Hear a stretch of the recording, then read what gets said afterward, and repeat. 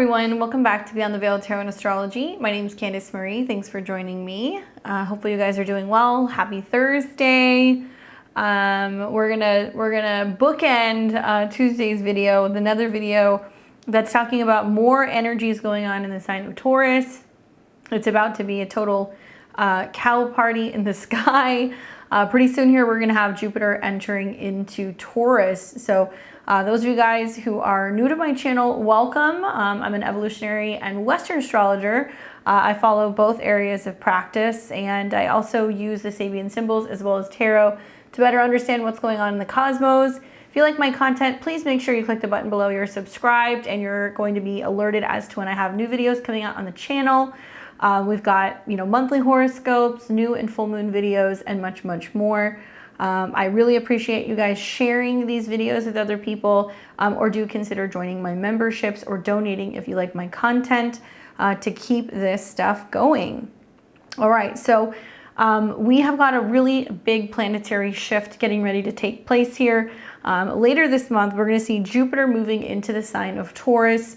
As we know, Jupiter changes signs once a year, so it's going to spend once a year of every 12-year cycle in any given sign. So we're going to go back in time and maybe touch on some of the transits that we've seen in the past with Jupiter in Taurus. And I also want to talk to you guys about how to really make this energy work for you, especially throughout these next couple of months. The Jupiter transit that's taking place is coming into a lot of other really unusual aspects. So I just want to let you guys know that you may not see some of the stereotypical Jupiter and Taurus themes right off the bat. Maybe you will, I don't know, we'll talk about it. But because we have so many other aspects going on, the conjunction to the North Node, which is stepping into our destiny, squares to Pluto and Aquarius, where we're going to be kind of finally dealing with some of the monsters underneath our bed. And we're also going to see Mars moving into the sign of Leo. There's going to be some grand fixed squares taking place. So Jupiter's entrance into Taurus is very loud.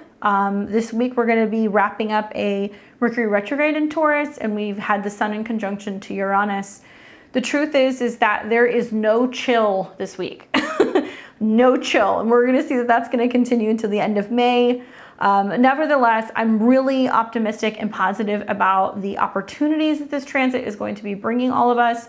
As always, I'm going to give you guys the dates and my food for thought on the transit. I'm going to give you guys some more insight in terms of what this may bring all of us kind of globally.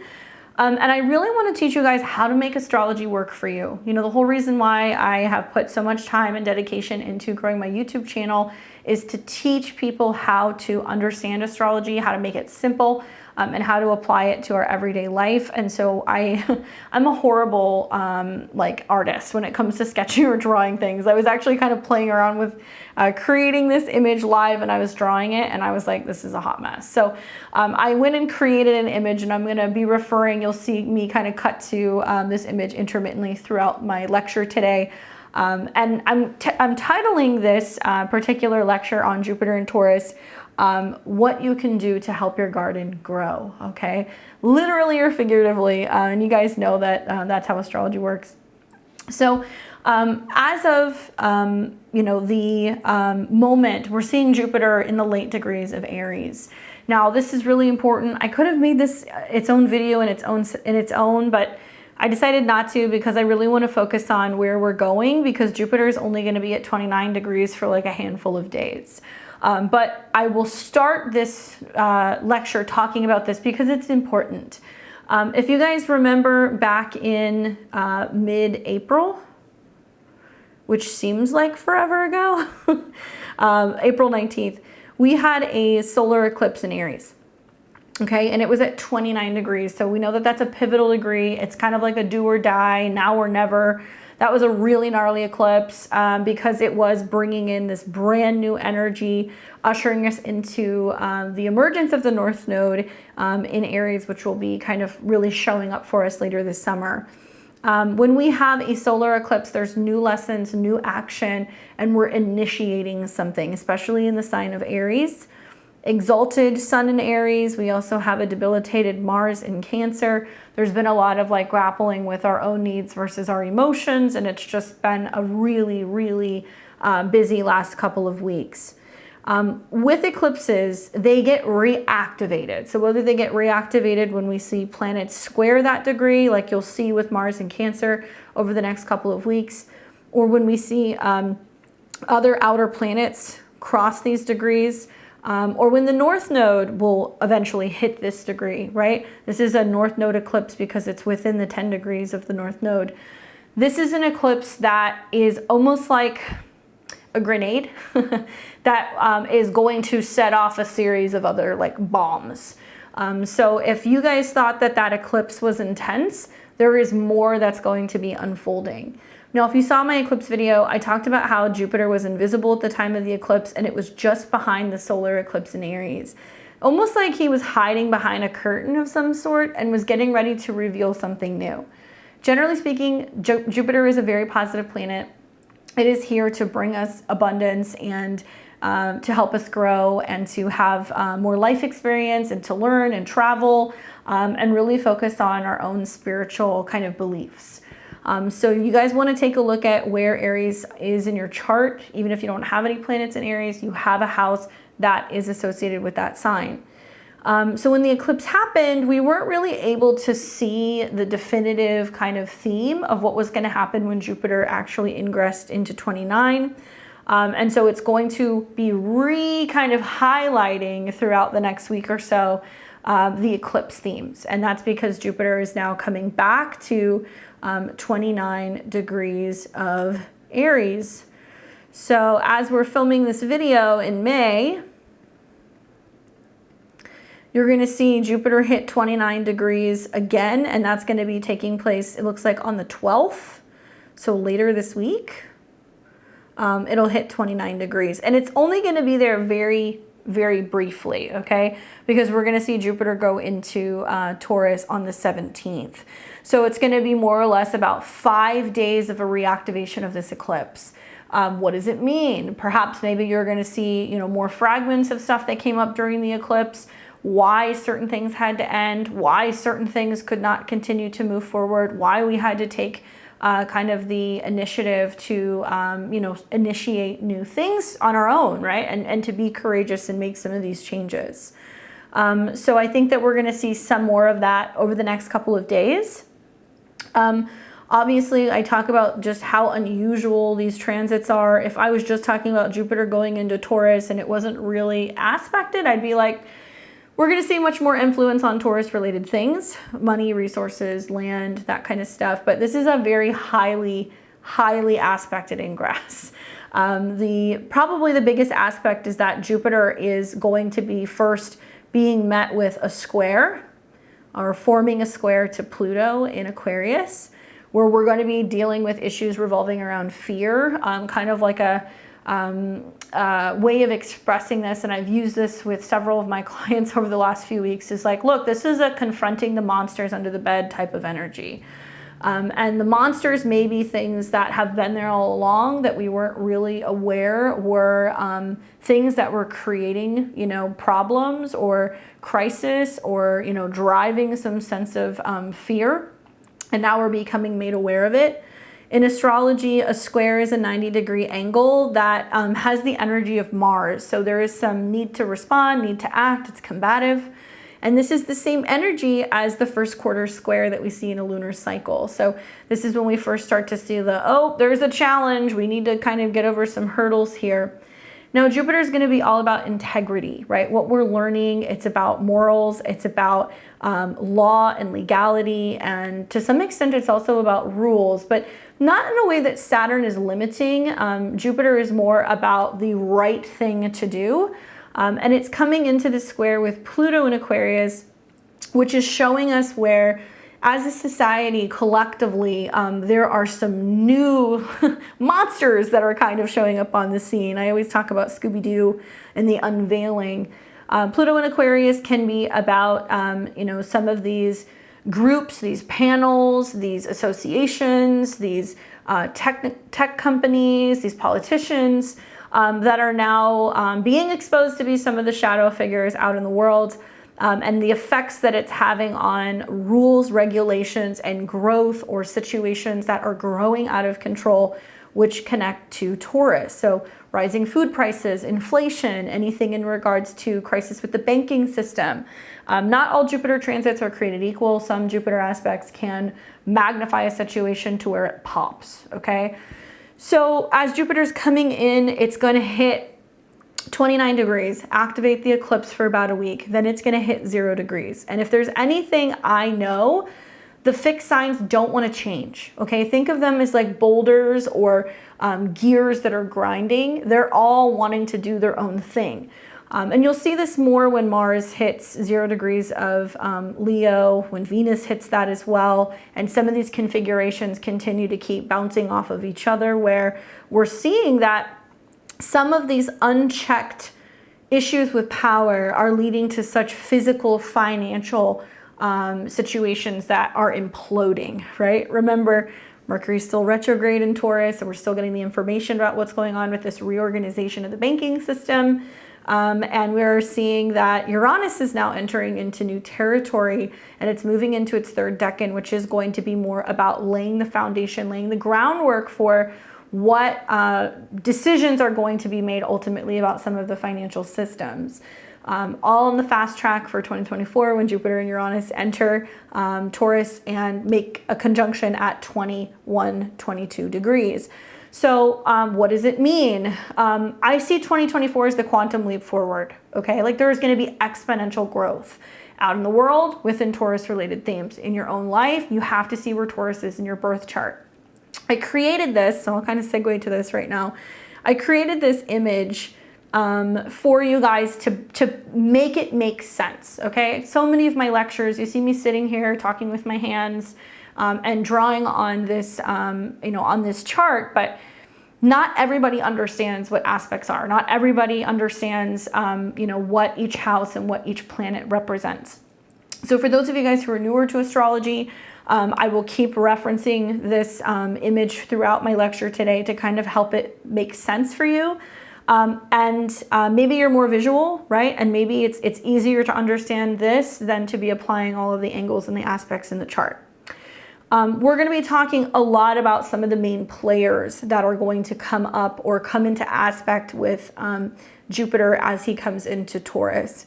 We're going to be discussing how this is all basically this 12-month plan as we get on the fast track of where we're actually going to be going next year. And we see an opportunity for exponential and sudden growth. That will be when Jupiter and Uranus come into conjunction. So we will see Jupiter enter into Taurus on the 17th of May this month. Jupiter will stay in Taurus all year long. It'll eventually have a retrograde that will be in September. So on September 5th of 2023, Jupiter will retrograde, which means we have about 3.5 months where we have direct motion with Jupiter. So lots of room for growth in our finances, growth in our resources, growth in our self-esteem, and our sense of really feeling grounded and secure. And it will go from 0 to 15 degrees of Taurus all year long. So even when Jupiter retrogrades in the fall, it's still going to stay in the sign of Taurus. It's not going to leave, and it's going to be in Taurus until like spring of 2024. So you guys can go watch my Jupiter and Taurus video if you want the whole shebang. I already talk about all of like the major aspects, some of which I'm going to cover again today, but this is just a refresher because we're having that transit this week. Equally on my horoscopes, I talk about Jupiter going through each of the 12 rising signs into this new aspect, coming into Taurus, and also some of the squares. And I explain how it's going to play out for everybody because it's very technical. So I recommend listening to that. Okay, so 0 to 15 degrees. If you have any personal placements, sun, moon, rising, or personal planets in the sign of Taurus, you are going to be benefiting from this the most.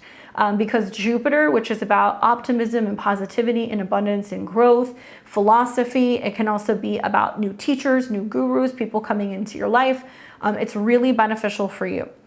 Everybody else is still going to benefit from this. I think outside of Taurus, probably the signs that are going to really benefit from this the most are going to be the other earth signs. So Capricorn and Virgo, because you guys are also earth signs and Taurus is a sister sign, you'll be experiencing trines. So if you have any planets 0 to 15 degrees of Capricorn or Virgo, this will be beneficial for you as well. Earth and water are friends, so this will be beneficial for Cancers and Pisces.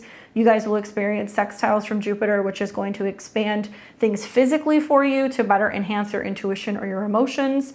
Scorpio, this is going to be going through your 7th house of relationships, so there's a lot of opportunity for really significant people to be entering into your life who you might partner with, marry, collaborate with, invest with, or start a business with. And for fire and air signs, it's not that it's not important for you, okay? I'm basing this off the ascendant, but it's going to be in houses where it's not as much directly affecting you. So you want to take a look at where Taurus is in your chart. But all year long, we're going to have this energy, right? So I will refer to this when I get into the aspects. So like I said, it'll keep coming up, but I want to talk to you guys first a little bit about Jupiter. So whether you guys just know Jupiter in a sense of the planet and what it represents, you know, there's more to that when you're looking at Jupiter in a mythological sense. So in Roman mythology, Jupiter was the king of the gods and the god of the sky and thunder. So he's also known as Jove and was equivalent to the Greek god of Zeus. That's why you always see him with a thunderbolt. Jupiter was the son of Saturn and he was raised on the island of Crete.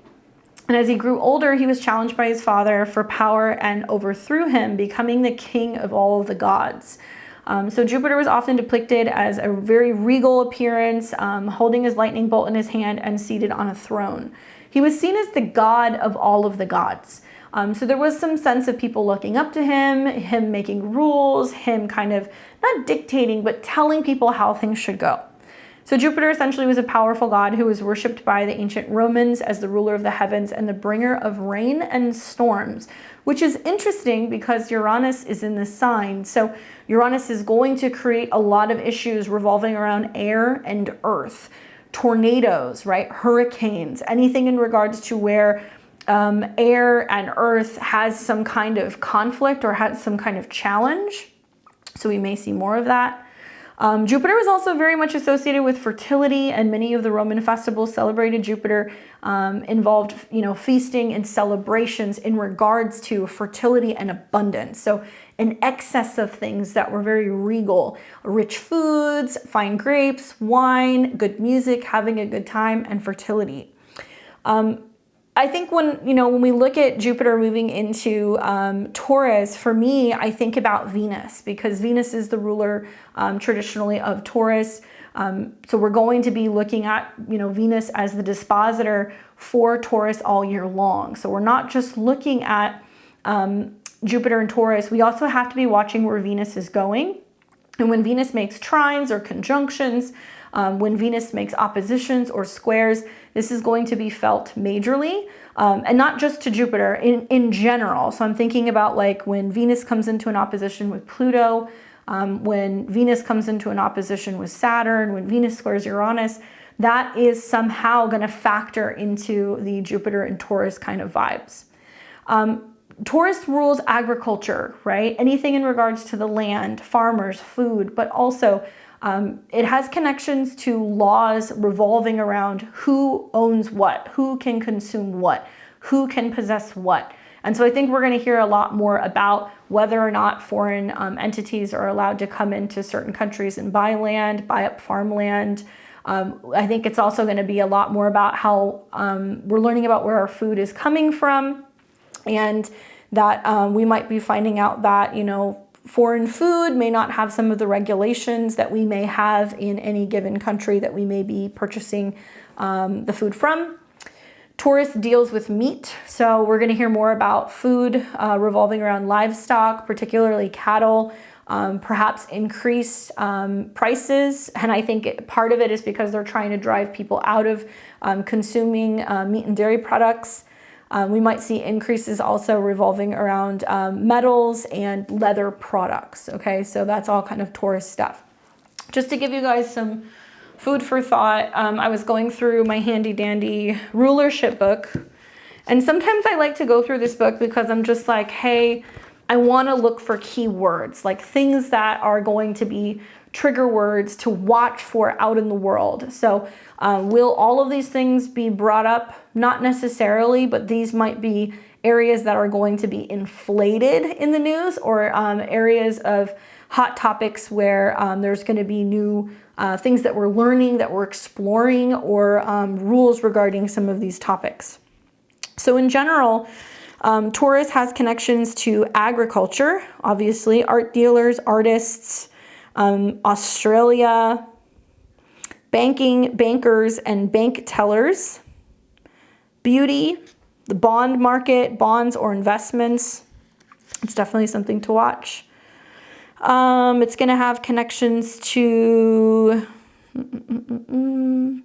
copper, corn, obviously cows. Let's see what else. Farming, farmers, farmhands, feeding places for animals. Taurus is connected to Florida. I think Florida is ruled by a couple different places, but that's interesting. Let's see what else. Jewelry, jewelers, jewelry as a possession, loans and loan companies, money, places where money is kept, borrowing and lending of money, earning of money, music, musicians, music halls, weight and obesity issues. What else? There was a couple things that piqued my interest. South America, precious stones, possessions, stables, storerooms, throat ailments, throat specialists, thyroid, tonsils, treasury, that might be a big one, and wheat fields, places where wheat is stored. Okay, so that's just food for thought. So these might be some things that you guys kind of hear get picked up. And you know, the North Node is still in Taurus. So the North Node is going to be in Taurus until July, and that's when it's going to make its ingress into the sign of Libra. So all roads are still leading or kind of pointing back to that North Node in Taurus. You know, off the bat, as we have the ingress, we're still feeling the sextile that's been taking place between Jupiter and Venus. We're starting to lose it, but it'll be interesting to see Jupiter go into Taurus, which is definitely going to be about abundance and fertility and life. And we see Venus going into the sign of Cancer. I mean, I think we're going to hear a lot more on the topic of pro-life. I think we're going to hear a lot more about, you know, people being more conservative in these topics. I think we're going to hear a lot more also about birth and fertility rates. Because we have that North Node conjunction, and we've got Venus moving the sign of Cancer, which does deal with pregnancy and home and mothers and family. Now, because Jupiter is the planet of growth, expansion, and abundance, and Taurus represents stability, security, and material possessions, we're going to see a fusion of these topics over the next year or so. Jupiter and Taurus can bring major opportunities for growth and expansion in areas related, obviously, to finance, resources, and values. But more specifically, I think it's going to be having all of us really take a look more at financial growth. Taurus is a sign that values stability and financial security. So when Jupiter goes through this sign, we see opportunities for financial growth and abundance, such as like a new job. We might see new areas of study, increased income, successful investments. And I do think that really the main lesson is going to be educating ourselves about wealth and what it means to be wealthy and how to achieve wealth and how wealth can be obtained if we're teaching ourselves about how to be you know, smarter with where we're spending our money, with our debt usages, and realizing that like wealth is a state of mind, right? It's about what do you value the most? Do you want the immediate gratification of having all of the things, or are you focused on a long-term goal, and are you making some of the changes in the budgets necessary to be able to obtain that goal? But I think for some people it can bring us a significant amount of you know, stability and resources in. And so for me, when I think of Jupiter going into the sign of Taurus, I see this being like a pot, right? And putting seeds into this pot and watering the plant and putting in the fertilizer and giving it all the nutrients that it needs and waiting to watch it grow. So as you look at the image that I've included in my discussion today, the North Node and Jupiter and Taurus for me are the seeds, okay? So these are the seeds that we're going to be planting. They will eventually grow and expand. You will start to see later this year in the fall a little bit of room for that growth right around the eclipses. But I think ultimately a combination of, Saturn assisting, Pluto squaring, and then finally the conjunctions in the spring is like when we see this like sudden exponential growth. There will be opportunities for you to make investments, and whether this is financial investments, if this is investing your time, if this is investing emotionally, what have you, to really see something majorly grow. So this is where you want to pull out your chart, take a look at your chart, because we're going to be talking all about the aspects from Aquarius all the way to Cancer. Now, primarily, I'm going to be talking about Pluto in Aquarius, Saturn in Pisces, and the North Node in Jupiter in the sign of Taurus. So those three signs are going to be what I'm focusing on the most. Another thing that we're going to see is expansion of resources. So Taurus also represents our resources, such as land, possessions, material wealth. With Jupiter and Taurus, we see an expansion of our resources, such as acquiring new properties, increasing our material wealth, and finding new ways to use our resources. So it's not just about getting rich. It's about how can I use what I already know to physically make something, right? To sell something, to start a side business, to write a course, to teach somebody something. And it can be actual skills. Like when I think of Taurus, like how to, make your own furniture or finish your own, wood, how to do a do-it-yourself project at home, how to create your own murals, how to make your own pots, how to preserve your own food. If you're somebody who knows how to do these things, it's like chef's kiss astrology, because you're going to have an opportunity to teach people things that are going to be very, very valuable, because it's going to be not only time saving, but financially saving as well for people who want to find ways to be able to be more resourceful. I think that's really kind of the key here. Another thing that we're going to see is also growth in values. So because Taurus is a sign that values tradition, practicality, and authenticity, when Jupiter moves into Taurus, we may see our growth in values, see growth in our values and beliefs, leading to a deeper understanding of what truly matters and how we can live our best lives. And so this is where I say that values and what we're looking at in terms of wealth is it's gonna differ from person to person. I personally see this as a much deeper understanding of what it means to be wealthy, a deeper understanding of what we truly need, and maybe we learn what we really need through a series of some topsy-turvy things that happen, and maybe it feels like a tower moment for some people, and they lose the car and it becomes repossessed, or they lose the job, or they lose the relationship, and you're just kind of like down on your luck, and then you realize like, I didn't need those things, right? Like whether you have a wealthy spouse or like an inheritance, like you never know when one of those two things could run out on you. And so I think some people are going to realize that there has been a sense of being too reliant on physical or material things, and that maybe, the most important things in life are things that money cannot buy, okay? So we're gonna learn a lot of lessons, Jupiter, through the material kind of gate of possessions and things and resources of Taurus. And I hope that it encourages a lot of people to have this deeper understanding of what truly matters and come out the other side of it. I don't know about you, but I love a good underdog story. I think that we're going to see a lot of these with these transits, with people who talk about, starting a business with $100 in their pocket, or moving across country and not having a job, but figuring it out. People who also talk a lot about starting jobs or positions or making investments or funding themselves or becoming self-made because of decisions that they made out of integrity.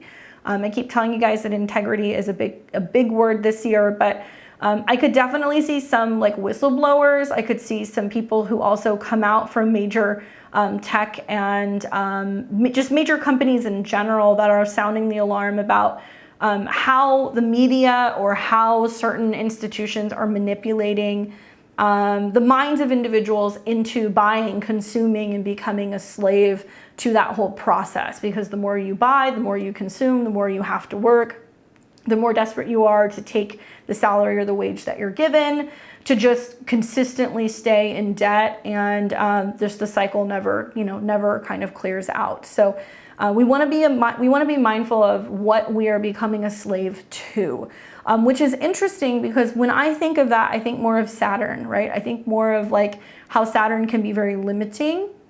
And Saturn's going to be in some harmonious aspects. We're actually going to see Saturn making sextiles intermittently off and on this year to the North Node and also to Jupiter throughout its transit. So there is going to be stability. And for me, that's why when I think of the pot reference, Saturn is the pot. It's the container. So this would be like the sextile that you're actually going to see between Saturn and the North Node in Jupiter, where Saturn in Pisces is basically saying, I'm going to create this container. I'm going to create something that's going to support you. You don't see it yet. Maybe it's spirit support. Maybe it's having a really strong faith and connection to your higher self. Maybe it is going to, prayer or meditation, or for some people going to faith-based groups.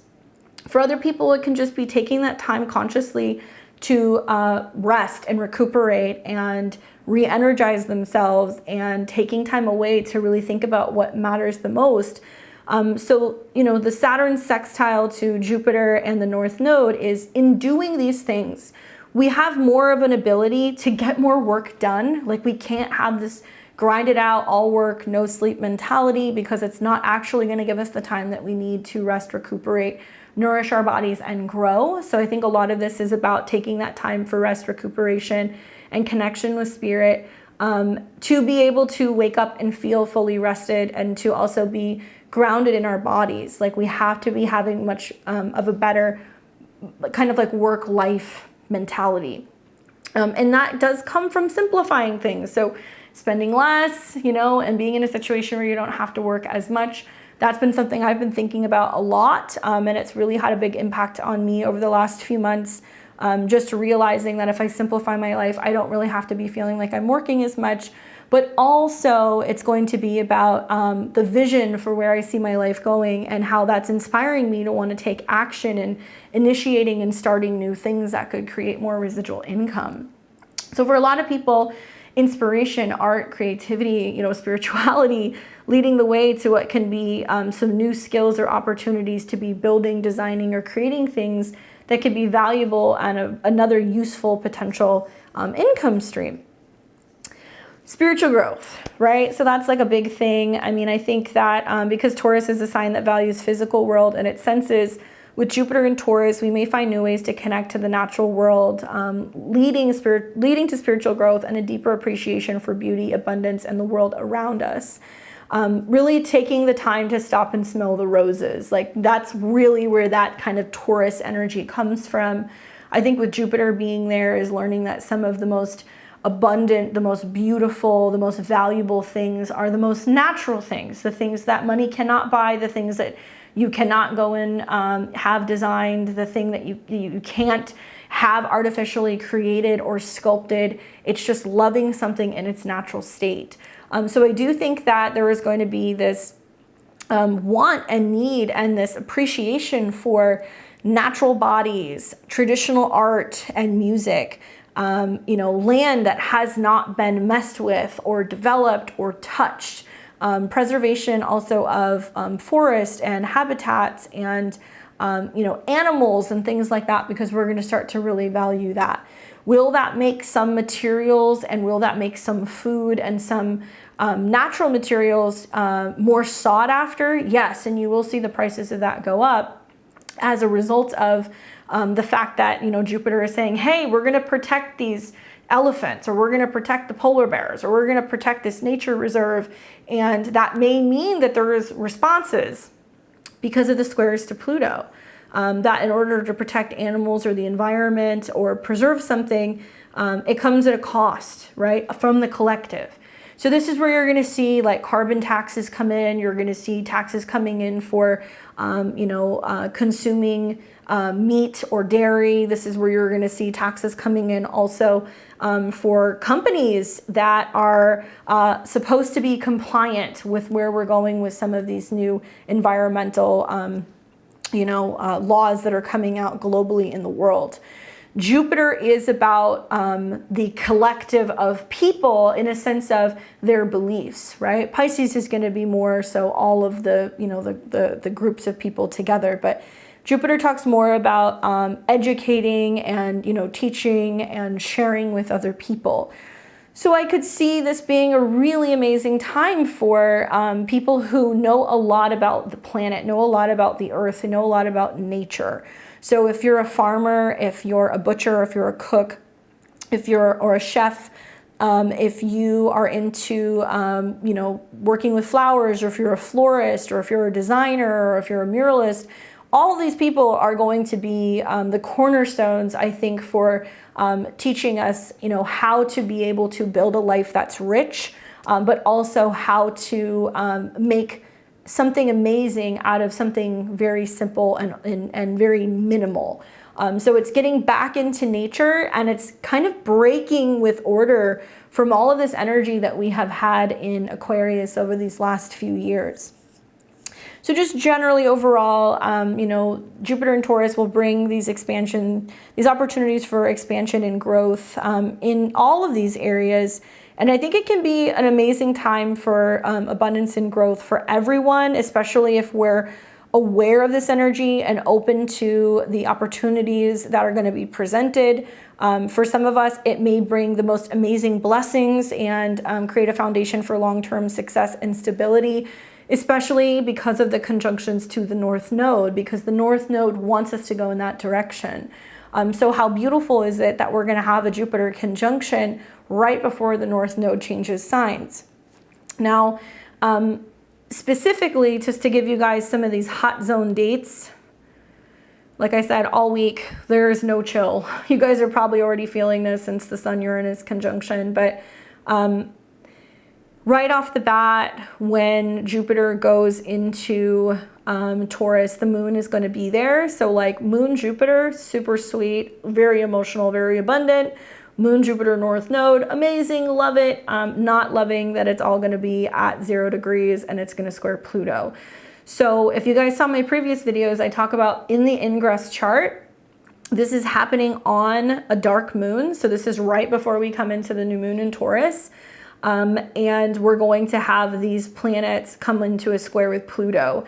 Mark your calendars for the 17th. I'm going to be really paying attention and watching what's going on out in the world, but also what's going on financially.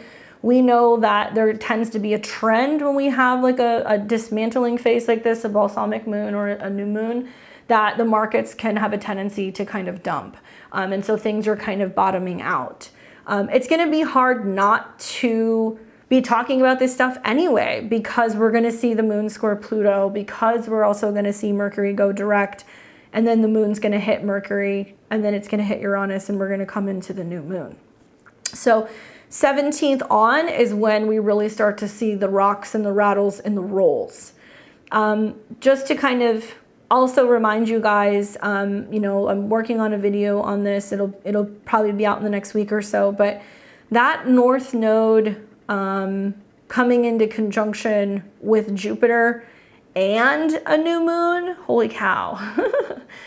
This is I think this is a decent new moon. This is going to be the seed planting. So if you refer back to my picture, the new moon is when you want to plant your seeds. Okay, so essentially take your chart out, look at what house Taurus is in. Okay, I recommend if you can do on like the day or the evening of the 19th, sit down and start the process of planting your seeds. Now, if you're like, do I do this literally? Sure, you can do that too. Like literally planting, and gardening and stuff around a new moon is a great time. Generally speaking, especially right around mid-May to the end of May.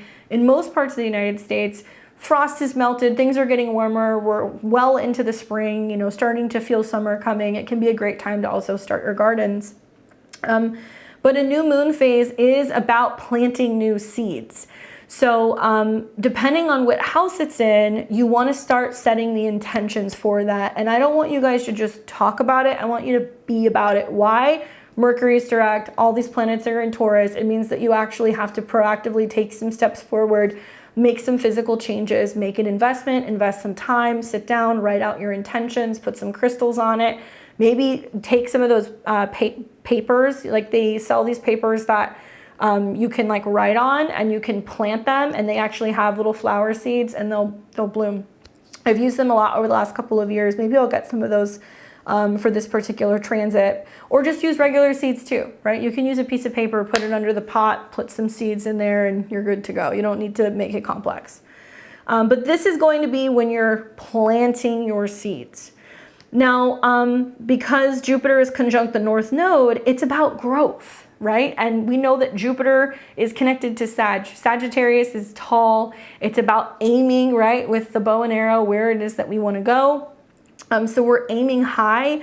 We're all aiming for a much more rich, abundant life, however that looks for you. With Taurus, we want to be really invested in the six senses. So what does that life taste like? What does it smell like? What does it look like? For some of you guys, creating like a physical vision board or like an extra sensory board might be amazing. Like maybe there's a way for you to create a collage, and within that collage, it has, you know, perfume on it, or it has essential oils on it. Or maybe you put some crushed up crystals on there, right? Maybe you put it out with a piece of fruit or something that is going to be tasty and sweet. Because I want to be able to encourage you guys to really work with this energy, because it's teaching us about embodiment. One of the most amazing things I've learned having a bunch of planets in the second house, I have a stellium there, is that I have to see it, smell it, feel it. I have to talk about it. And then it's like, poof, things happen.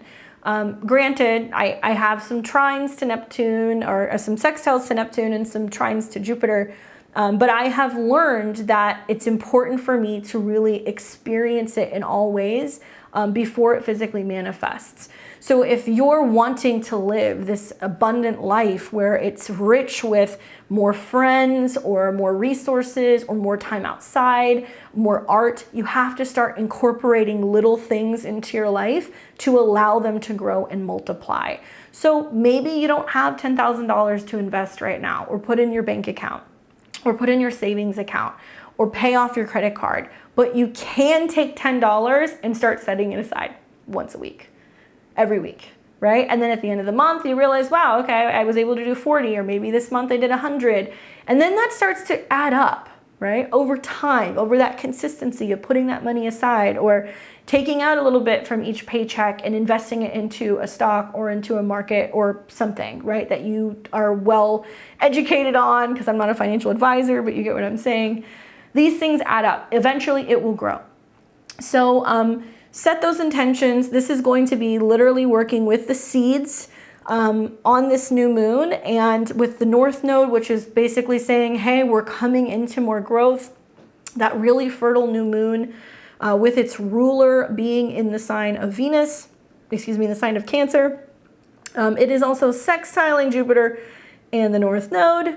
And we're also seeing the trine to Saturn. So yes, there's other stuff going on in the skies. Yes, this is conjunct Algol. So for some of us, it can feel like some of the destabilizing things that have happened have made us kind of lose our head, and we're like, what do we do now? But let's keep this more optimistic. Then I look at the other aspects that are going on in the skies. So the next big one for me is going to be the sextile that we're seeing. The sextile, here we go, that we're seeing to Saturn. Okay, so Saturn is your pot, right? Remember I said this is the boundary, this is the vessel that holds everything in. So look at your astrology chart, look at where Pisces is. The commitment, the dedication, the time, the maturity, the work on the boundaries, right, that you may not be aware that you need, if you're doing that work in that area of your chart. It depends on which house it's in. That is what's helping hold everything together in the Taurus area of your chart. So Saturn is the pot, right? And Jupiter, North Node, and also the new moon, those are the seeds. We could also see that Saturn could represent the soil, right? It could represent everything that's kind of surrounding and holding on to the seeds. So it's not limited to just the pot, but maybe the soil. And then we've got the aspect that we're going to be seeing with the square to Pluto. So Jupiter squares Pluto. The truth is Pluto is your fertilizer, okay? So Pluto is your fertilizer. And we all know that we're not really going to see plants, trees, crops, even houseplants thrive unless it's got some sense of fertilizer or nourishment or minerals in that, mixed into that bit of dirt, right? We all know that if we just throw something together, it might grow, but it may not be consistent. It may not thrive. It may eventually just kind of be a dud, and some of the seeds may not even sprout. So Pluto is your fertilizer, which makes sense, right? It's all the crap that's getting kicked up right now. Fertilizer is made of like ground up bones and processed parts and things, which is good. That's what you want in fertilizer. I follow a lot of like gardening accounts, and I see people who are like going out and like they live on the coast and they go like fishing and they bring back a bunch of fish, and then they're filleting all the fish out, and then they take all the heads and the tails and everything, and they're laying it in their garden bed as they're putting out all of their seeds to nourish the plants and give it all of the stuff that it needs in order to thrive. So we want all of that gross, gunky, funky, decayed things. It's going to help our garden grow. So when you guys are looking at the square to Pluto, yes, it's scary. Yes, we have to confront monsters. Yes, we have to walk with integrity, but it's more than that. This Pluto shit show that's squaring Jupiter, that's squaring the nodes, is that forced death, decay, regeneration situation that's giving life, that's giving growth, that's giving abundance, that's giving opportunity to where Taurus is in your chart. And likely, it doesn't matter if you're a fixed sign or not, although the fixed signs are feeling it more. This is that crisis situation that you're like, I don't know if I can deal with this. This is just too much for me. That's thrusting you into Taurus. So look at where Taurus is in your chart. Try not to hate Pluto. Try to have some appreciation for him. Know that this square is going to be felt very, very much right now until July, when the nodes move then to Libra and Aries, and they'll square Pluto exactly, but it's going to be in a different sign. And something else that I'm like seeing now that I'm also really liking about this seed planting that we're going to have the opportunity to do on the 19th is that the sun and the moon are going to sextile Neptune. So it's very mystical, magical, spiritual. It's very much that blend of fertile earth with, water, and, we need water to see our plants grow, right? It doesn't just need fertilizer and air and sunlight. That's important, but plants need water. So something that you're going to see both with the sextiles from the north node, from the new moon to Neptune here, but also you're going to see this with placements that are in Cancer intermittently this year, whether it's the new moon with Mars sextile or with Venus sextile Jupiter, or the Cancer transits that are going to go into the summer, like when we see, Mercury make its way into Cancer, when we see the sun make its way into Cancer.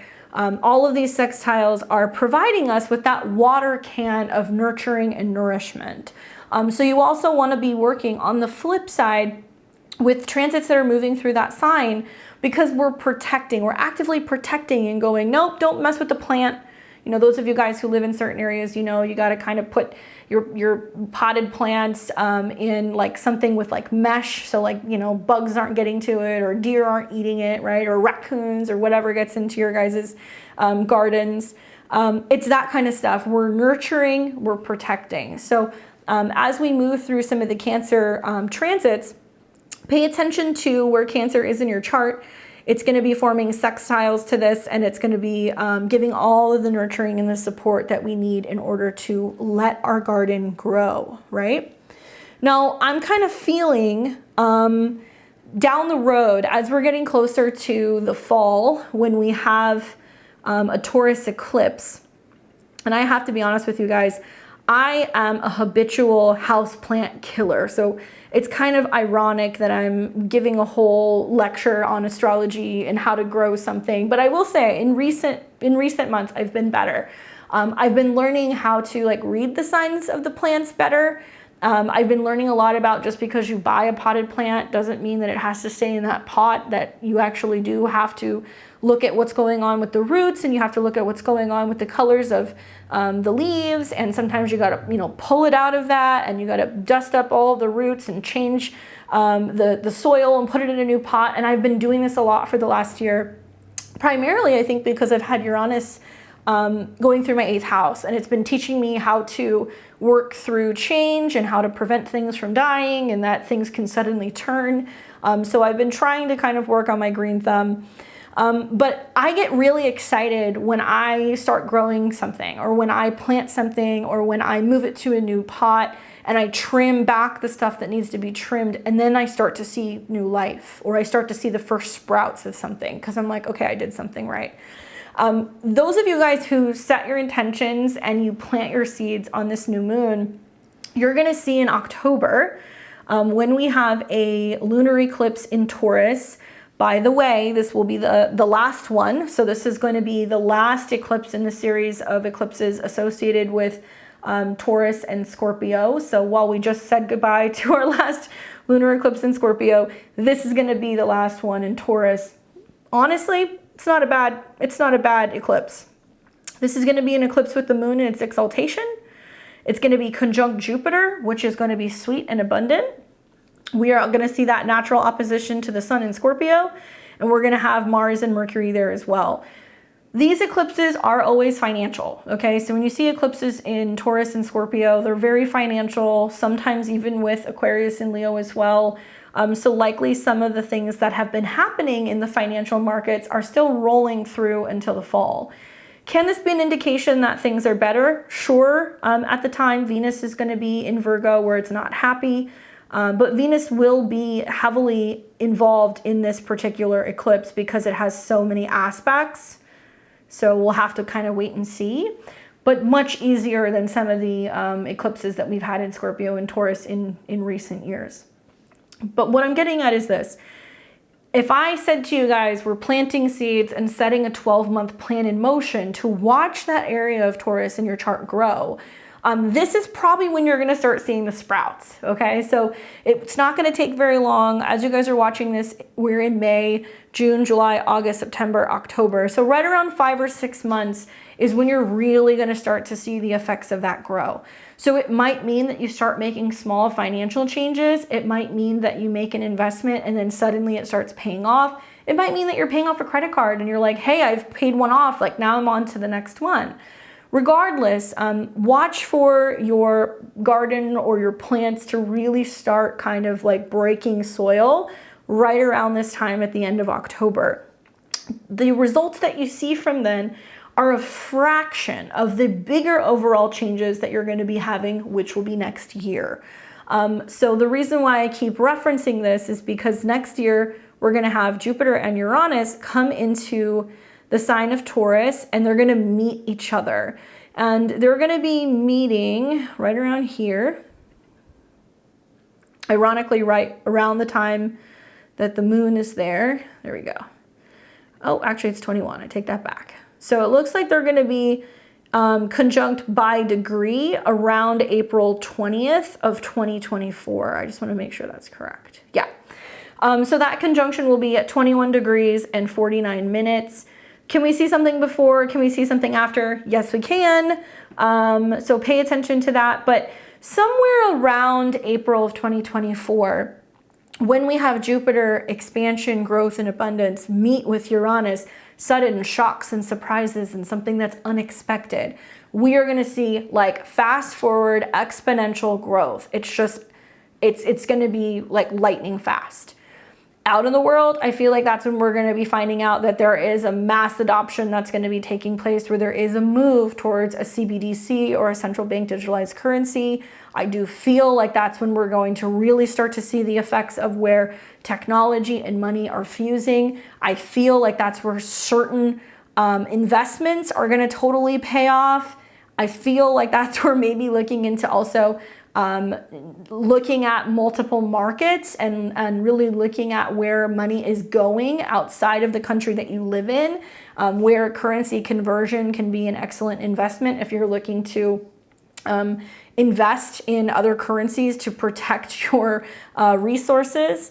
I feel like farmland might be more expensive. I feel like we're also, once again, having to look at what's going on with Venus throughout these conjunctions or transits.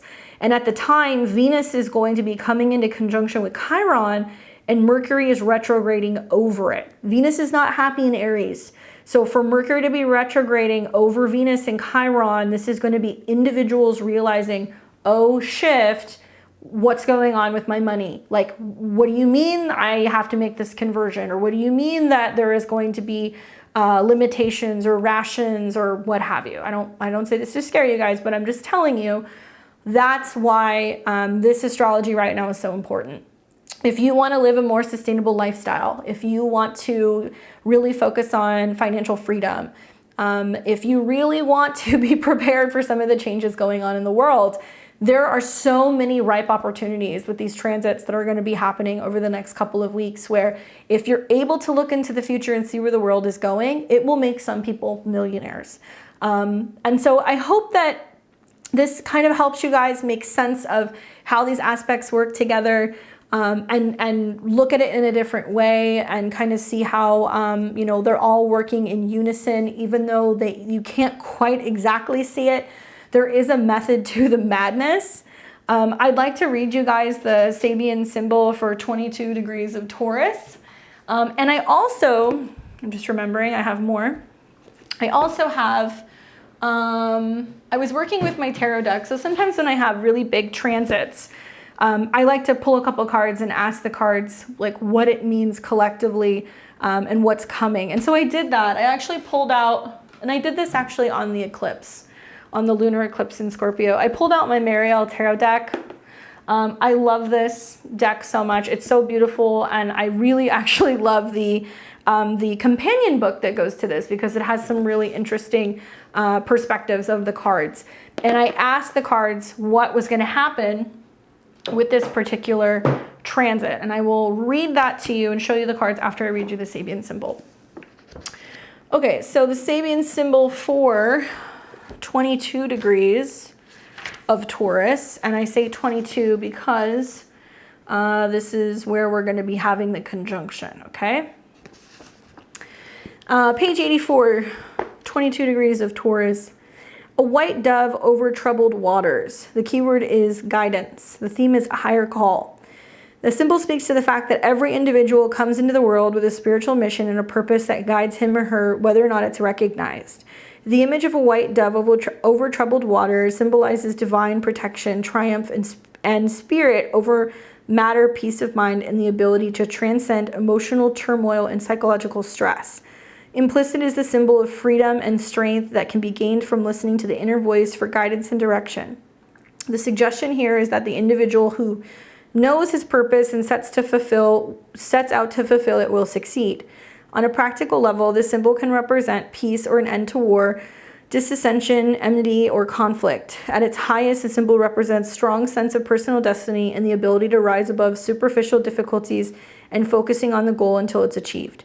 Watch for confusion and a lack of direction, or absent-mindedness or daydreaming.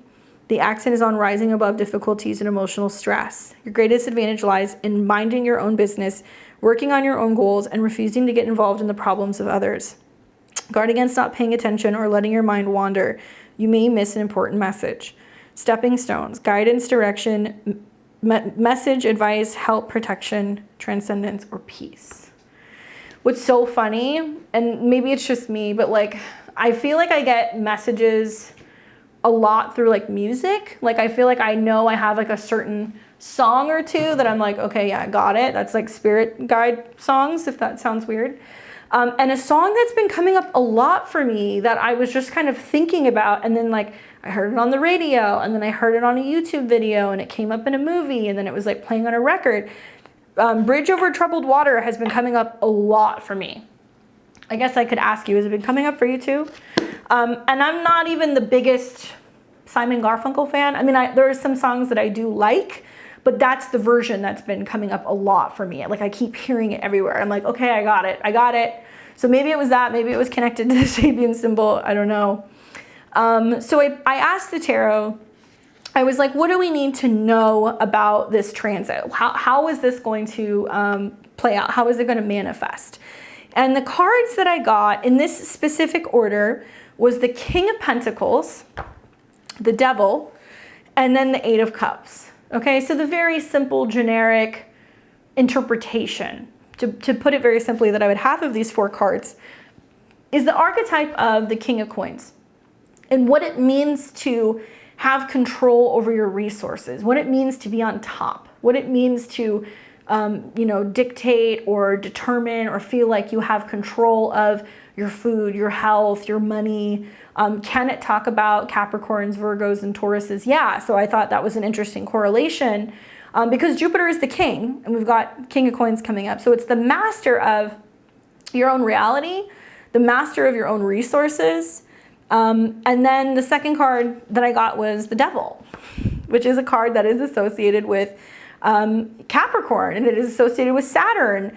Thankfully, Saturn is in harmonious aspect throughout this transit with Jupiter this year. So there is this sense of Saturn saying, with the commitment to your goal, with the commitment to your vision, with the commitment to your relationship with spirit, your higher self, your personal calling, I will allow there to be growth. It won't be quick, right? It has to be consistent. It's almost like we're having to prove that we're willing to take a trust fall with the universe, and that we're going to do the work without being guaranteed the gift, right? Or the bonus, or the pot of gold at the end of the rainbow. It's like Spirit's almost saying, like, it has to be you doing it on your own. It's not going to be you doing it because there's an incentive. I want to see if you're actually going to do the work. I want to see if you believe and if you're willing to trust the process. So those of you guys who are looking for immediate gratification will not get it. And I hate to say that, but you will not get it. And that's a good thing, especially this day and age where we can just swipe on somebody immediately and have a date, or order food and have it delivered to our house. Yes, you can do that, but what are you learning from that process? What are you lacking also? And where is convenience in some ways inhibiting or limiting you from being able to participate and have a human experience? That's what I want you guys to think about. I've been trying to do that personally. Like, if there's something I really want, right? And I love to cook. I love to bake. I love all that stuff. But if I really, really, really want a slice of pie, I will make myself create a pie. And I eat a whole lot less pie doing this because it's a lot of work to make pie. If I really, really want to, have something, eat, it's more about stuff that I'm consuming. I'll be like, no, you're going to learn how to make it. And you're going to have to go through the process of getting it, and you're going to have to learn how to be able to create it properly, and you're going to have to take the time to prepare it. And it's been really good for me because I've been learning, how to do things in moderation, but I've also been learning that it's teaching me valuable life skills. Am I ever going to be in a situation where I'm stranded on a desert island and I'm like, oh shit, I need a pie? Probably not, but at least I know I could make one. I could try to salvage the necessary ingredients. And so I think the Devil coming up is really talking about the trappings. It's talking about the trappings of where you want something so much, you're willing to sacrifice or sell your soul, and where these things that we give into are almost like the demons or the possessions or what have you that keep us from being able to have freedom, right? Because we're tied to the material things. We're tied to the material world. And then the final card that I got, which I like the explanation in this book better than my interpretation, was the Eight of Cups. And so the Eight of Cups for me is walking away, right? Walking away and going, not for me anymore. I'm not looking back. I'm moving forward. I'm moving on to, you know, better places.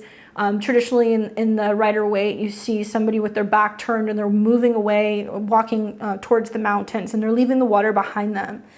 So it's moving on and away from emotional turbulence, or, you know, learning to say no thank you, or learning to say goodbye, or leaving a situation behind. That being the final card makes me feel like there is going to be a sense of people really looking at things going like, do I want to stay this path? Is this necessary? And am I actually really enjoying life? And can I really be physically in my body? And can I enjoy all of these things while feeling trapped and feeling stuck? And how can I walk away and leave old relationships, patterns, habits, and financial patterns or physical patterns behind? This is a card that can come up and talk about sadness as well, or it can talk about, you know, knowing that you're making the right decision, but that doesn't necessarily mean that it's easy. So for some of us, it's physically leaving a financial relationship, you know, binding a situation, physically leaving a job, physically leaving, you know, old spending habits or lifestyles behind, and it may not be comfortable. And I think that, you know, like I've said before, you know, tough times make strong men, but I think many of us are going to be humbled by some of the experiences that are going to be coming, and we're going to really realize that life is not about all of the things, that we don't need the things, that the things are nice, but that's not really why we're here. So if we're bound by these things, we're not really allowing ourselves to break free, right? So I'll read you guys the interpretations, and this may be a little bit longer, so bear with me, but such beautiful interpretations in this book, and I'm really glad that I pulled it out, because this is one of the ones that I don't use as often, but I felt called to use this during the lunar eclipse in Scorpio. So the King of Pentacles, this is a very earthy looking image, and it's really a picture of the universe. This is the first creator god, Autumn. And let's see, he's under the great Archaea tree, the tree of life, the Ka of Autumn, us, the physical universe. Let's see, it says Autumn had sex with himself and was able to create the beginning of creation of the whole universe from his own flesh. The beginning of matter becomes a tree, fantastic Archaea tree that grows branches containing the life that it ever exists, all matter. The whole of manifest universe is a giant tree growing both ends, flowering, branching, and fruiting. At the end, the salt and Mercury, the god and goddess, the god in his hand, the god in his soul, the world of matter and spirit. Have sex, and from that sex comes fruit, and fruit at the end is eaten, and ending the cycle and ending the universe. He eats his own fruit, and the universe collapses back into one. The King of Discs is the finisher, which is that world. Tem, Autumn, is based on means. He is the manifest king, king of all the elements. He's eating his own fruit of life. As he eats the universe, he creates from his own flesh. The wheel turns, but it won't end today. Maybe he'll just lick for a little while now. Come meet life with lust. Keywords: master of living physical experience, temptation and not resisting it, laughter, pranks, sexuality, living in the moment, earthiness, fertility, lust, animal nature, wickedness, satisfaction, or risk-taking. Okay, so traditional divinatory meanings: a fair man, unfriendly or indifferent, merchant or professor. Also known as like a king of pentacles or an earth sign. So it could be, you know, Capricorn, it could be a Taurus, it could be a Virgo. But this talks about more the physical experience, the lusty, the earthy side of things. So it can talk about the darker side of Taurus. It can talk about the greed and the materialism and the lust and all of the fun things that come from that side of the indulgent Venus nature, right? Because we know that all signs have polarities. So that's the first card that came up. The second card that came up was the Devil. And it starts with a quote that says, "Time is a factory where everyone slaves away, earning enough love to break their own chains." How appropriate. The devil lies. The devil is lies, illusions, bondage, addiction, opposition to personal demons. It's a humor in the face of opposition. an opportunity to do what is right, facing and defeating one's own demons. To the grand tarotist, the devil represents great force propelling you towards fate, which could be either good or ill. The 15th letter of the Hebrew alphabet is Semak. I think that's pronounced. I'm probably botching it, sorry. Which means propped or support. The Hebrew letter resembles an O. In the mother alphabet, it resembles an Egyptian symbol, Dajed. The Dajed glyph of a column with 4 horizontal lines towards the top. It represents stability, endurance in the spine of Osiris. The Egyptians may have believed that the semen and corresponding life force originated in the spine to grow and build until it's projected out of orgasm. Like the serpentine Kundalini, Shakti, or sleeping potential force of a man lying coiled at the base of the spine, 2 serpents who wind their way up to the central staff, representing the Salvit Kugula of male and female energies. You know, on the devil card, you see it says that on his arms.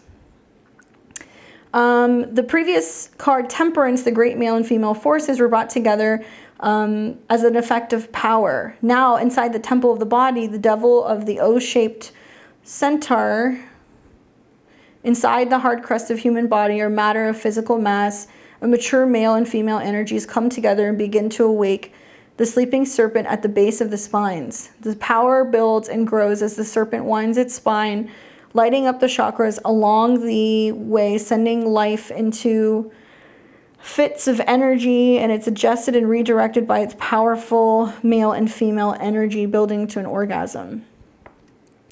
So the keywords are cages, prisons, bondage, hell, lies, illusions, the need to keep solidarity in your beliefs. Continue to do what is right no matter what happens. Use the power and force of your fate for good. Channel direct energy towards destiny rather than destruction or your shallow side.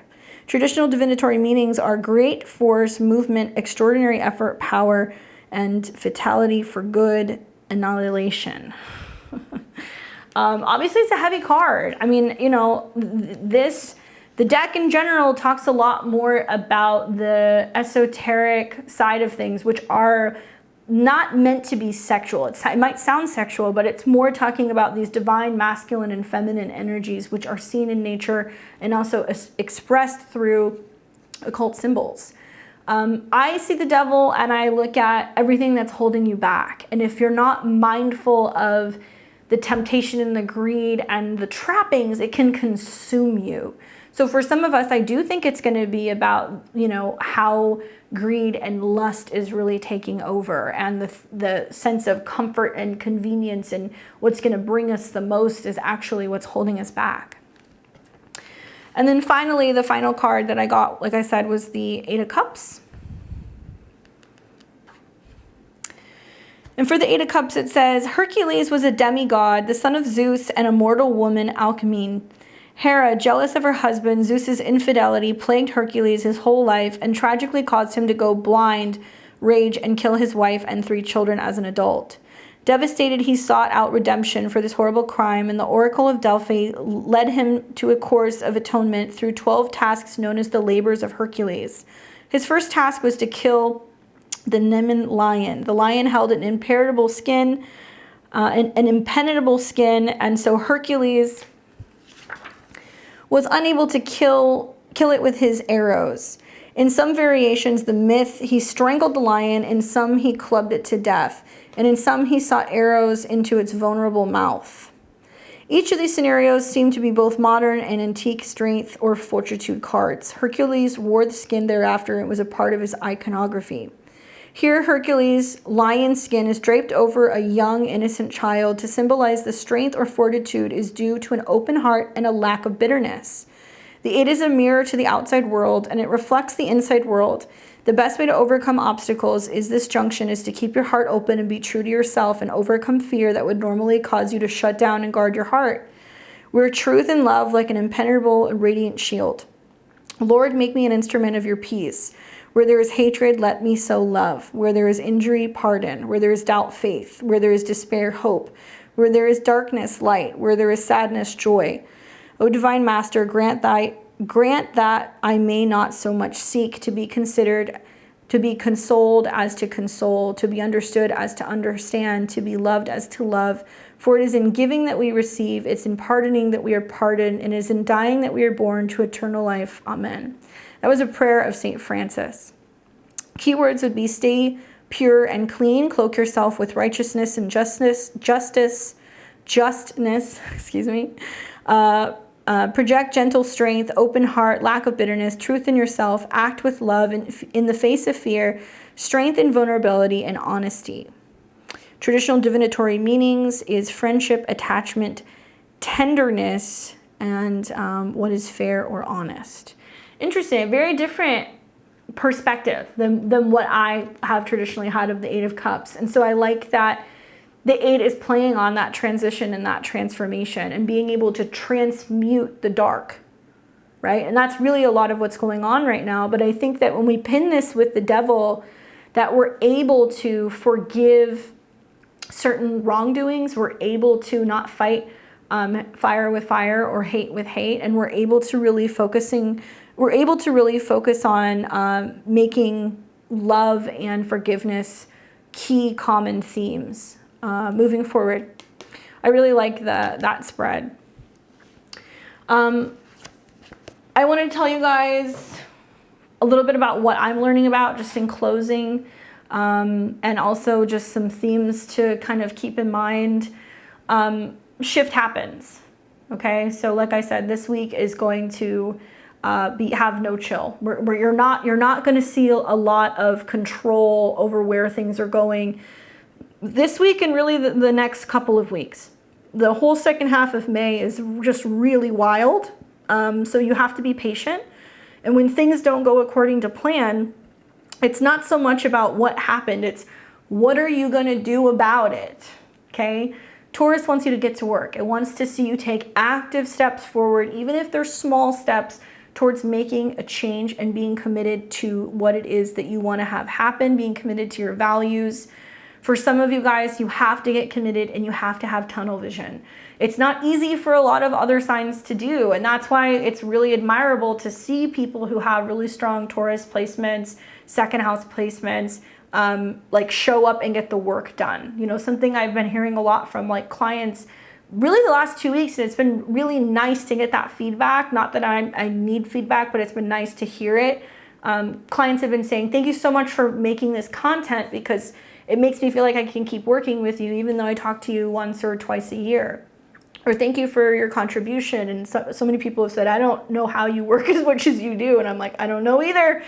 But I do know it's been as a result of me having tunnel vision. And I've been very committed to being like, this is the routine. This is what I do.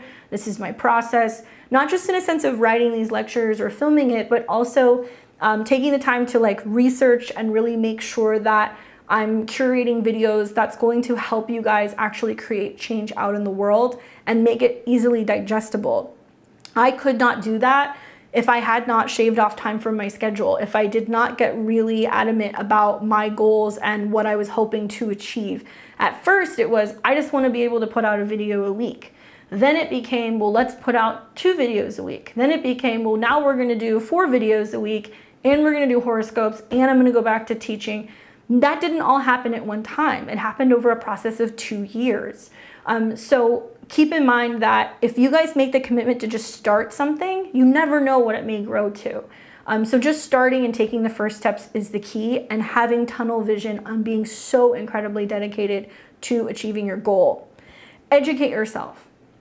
Education is so easily and readily available, whether you want to take college classes online for free from some universities, you want to go and watch YouTube videos on do-it-yourself projects, or you want to join somebody's Patreon or YouTube subscriptions or memberships because you find a content creator that's very knowledgeable in an area that you want to learn more about.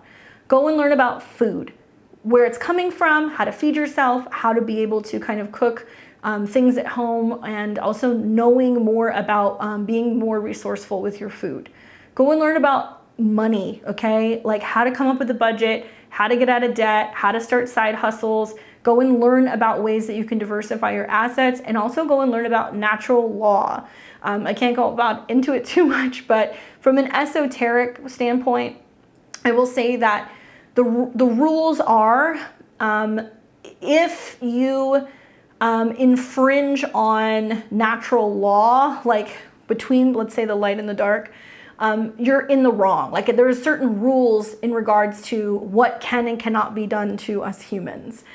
So if you're making the decision to, educate yourself and learn more about natural law and what can and what cannot happen, if you make the decision to live a more conscious life, to kind of pull yourself out of the matrix, become more aware of what's going on, realizing that you're creating your own reality and that you have the ability to not participate in some of the scare tactics that are going on, you will be a part of the shift that's going to be happening consciously out in the world, and you're going to join thousands of other people that will be waking up.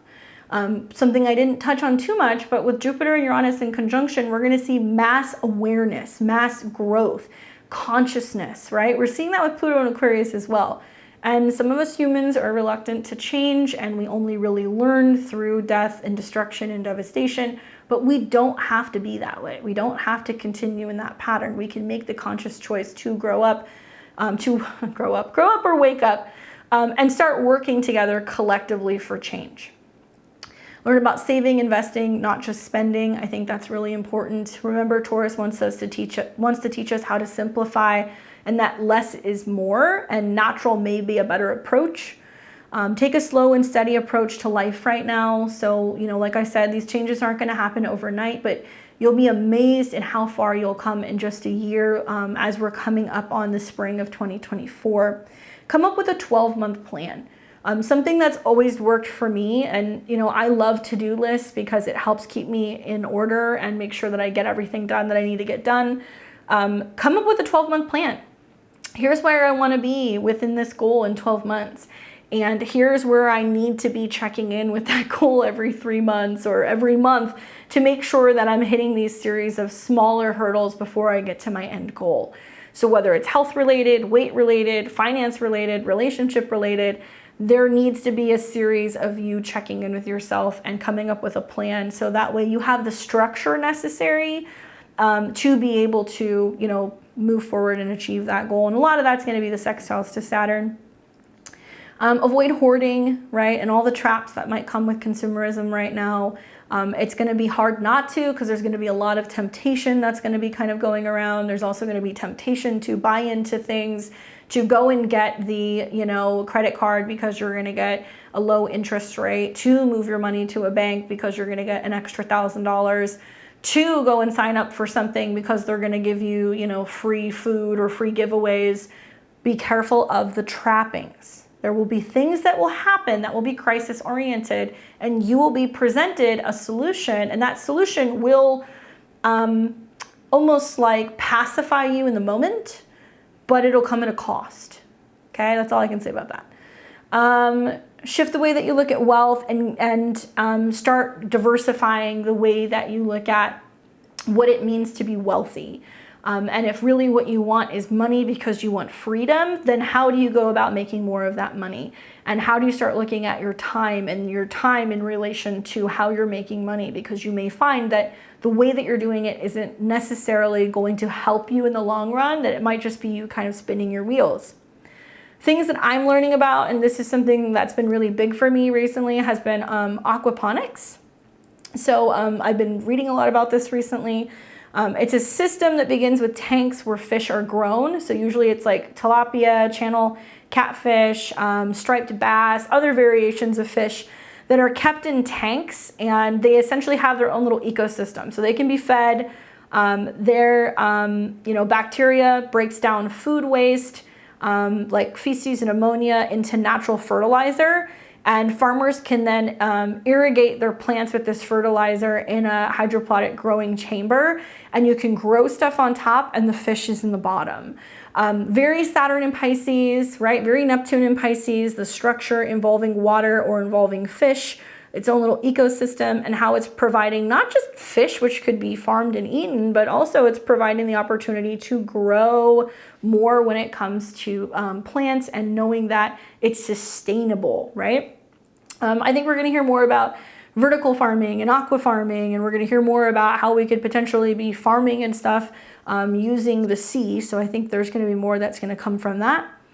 I've been learning a lot about growing food from produce waste. Okay, so not many people would know, and it's becoming increasingly harder to do because it seems like all of our fruits and some of our vegetables don't have seeds in them. Obviously, they're all, being grown with GMOs, and that's part of the appeal, is that they cannot be continued to be grown and all that stuff. So I won't get into that, but growing from food waste. So things like celery, garlic, lettuce, onions, leafy greens, herbs, and much, much more can all be grown at home, actually. You can start them by growing them in a little bit of water, or you can kind of put toothpicks in it and you can suspend it over water, or you can, put it somehow in something that's partially submerged, and it'll start to grow, and that could be a starter, which you can then plant. Not a lot of people would think about that because we're just chucking stuff away, but I've been learning about, working with some scraps, and also learning more about composting, because that's something that I wanted to learn about. Eggshells and coffee grinds and banana peels and all of these things that we would just throw away, that's just going, into a dump somewhere, could be utilized for composting, which could go back into the soil, which could create that natural fertilizer to be able to grow things.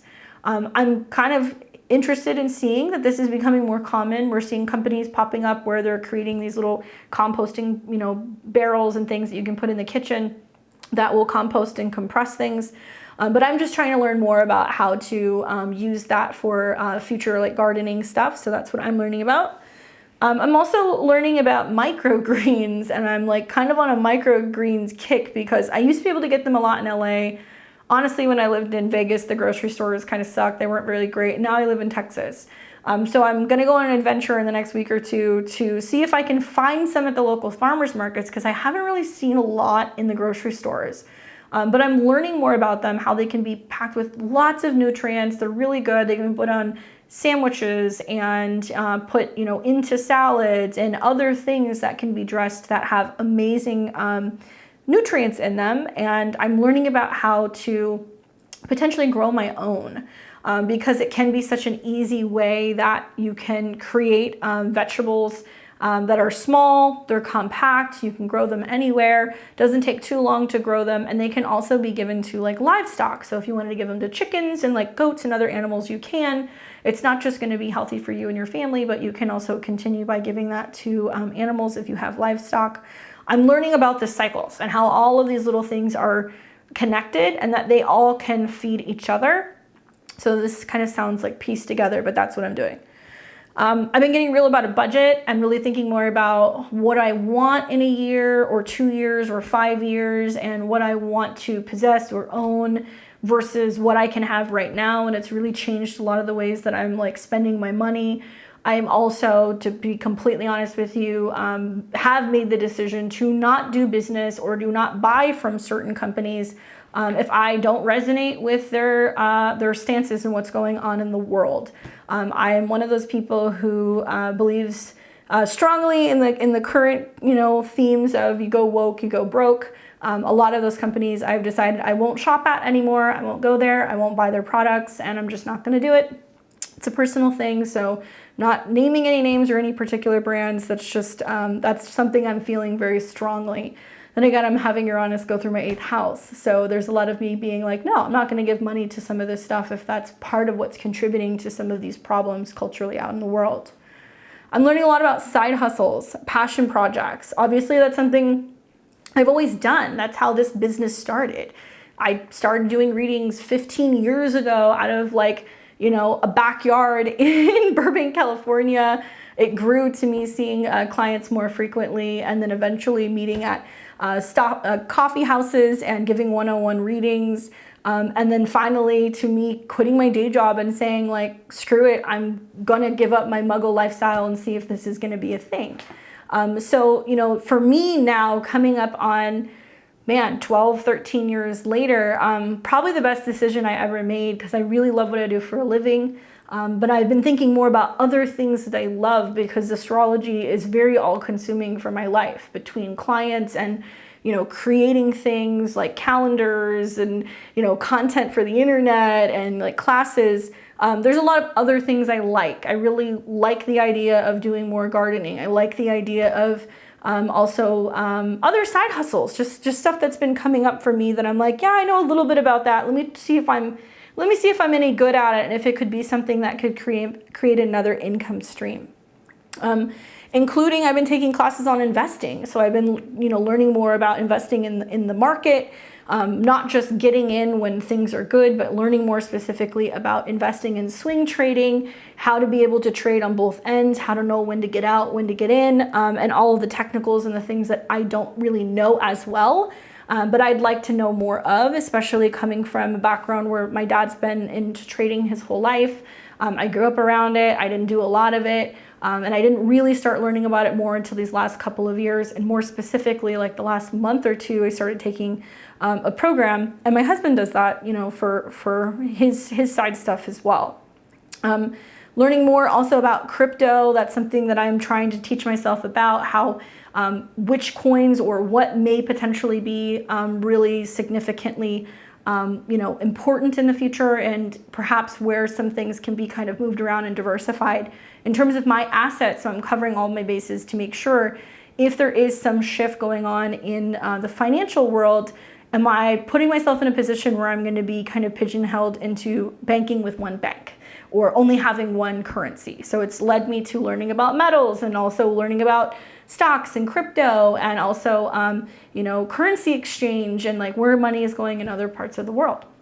And these are things I'm doing on my own. Really, the only thing I've paid for was a financial course that I am doing on the internet, which was like a couple $100. So the willingness and the commitment to go and learn about some of this stuff, I think, is the key.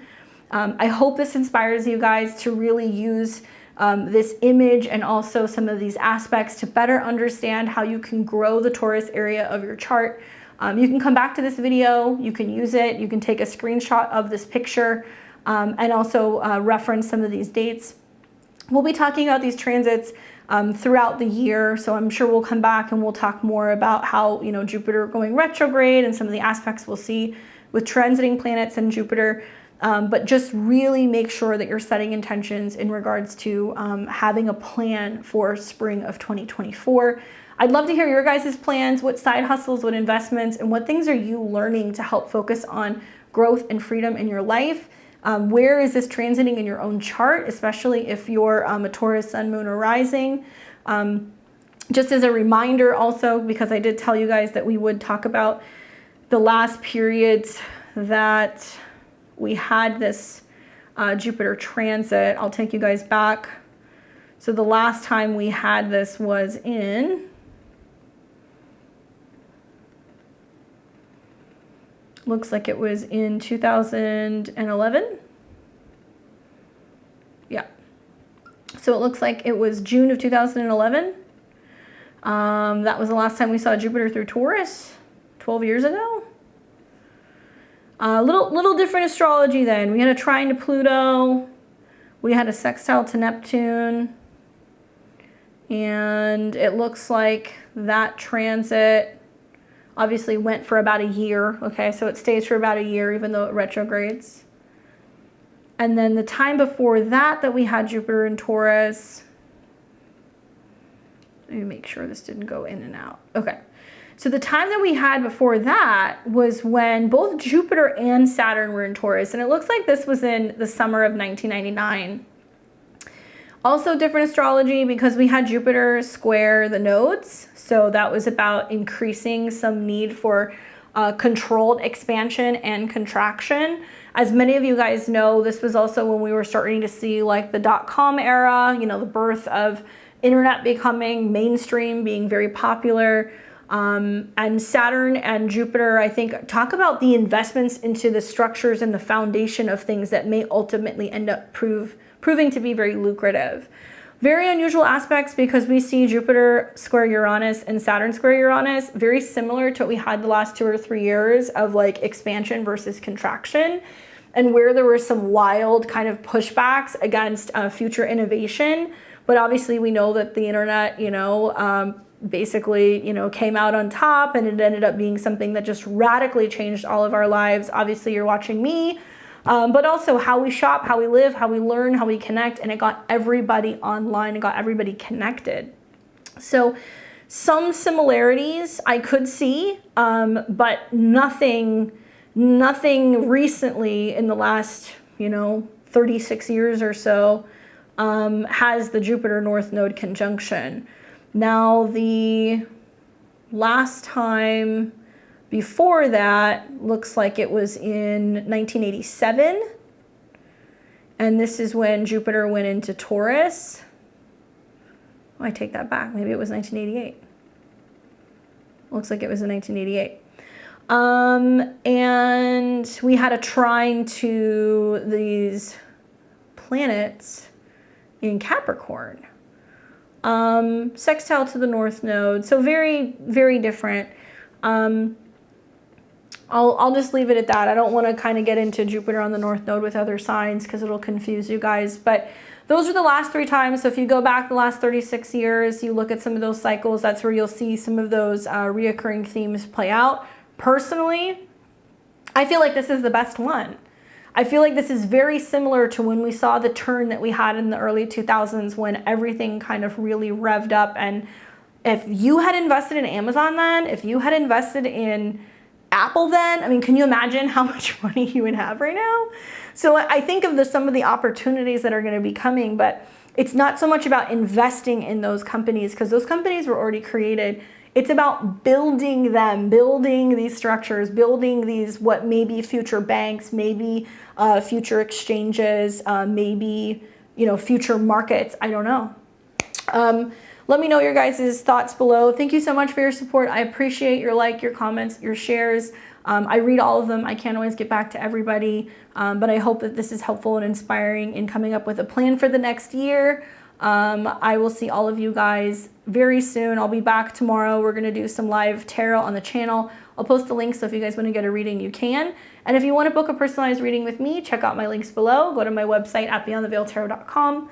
I would love to speak with you as a new client. I do solar return, natal charts, transit charts, election dates, you name it. Otherwise, I will see all of you guys then. Enjoy the rest of your week, and thanks for watching. Take care.